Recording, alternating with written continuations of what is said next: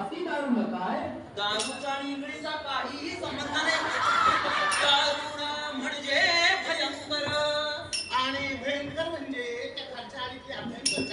अभ्यंकरचा इथे काय संबंध? दारुण म्हणजे भयंकर, अति भयंकर. अति भयंकर म्हणजे खूप भयंकर. आणि खूप भयंकर म्हणजे मांडाळ भयंकर. मांडाळ भयंकर म्हणजे तुझा दात पाडल्यावर एवढा त्रास होईल ना, एवढा भयंकर. मनुष्य इंगळी अति दारुण, मज नांगा मारिला तिनं. तिनं म्हणजे त्या इंगळी म्हणजे त्या खालच्या गंगीना काय गंगीचा इथं काय संबंध?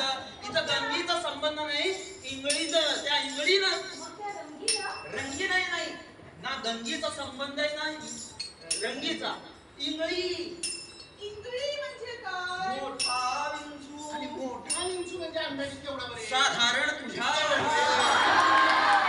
मनुष्य इंगळी अति दारुण, मज नांगा मारिला तिनं. सर्वांगी वेदना जाणत्या इंगळीची.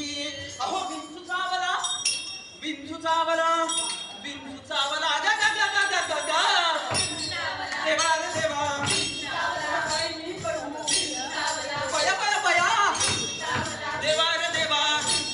अहो विंचू चावला, विंचू चावला, विंचू चावला. हो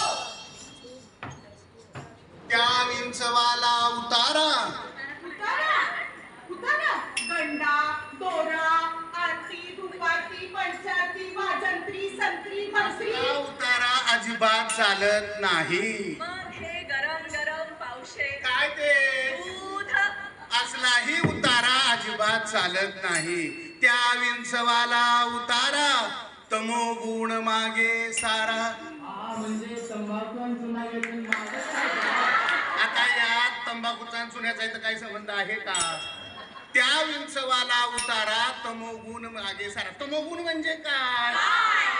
तमोगुण म्हणजे जर एखाद्याची छाती गर्वाने फुगली असेल तर थोडीशी पिन लावा आणि हळूच हवा कमी करा.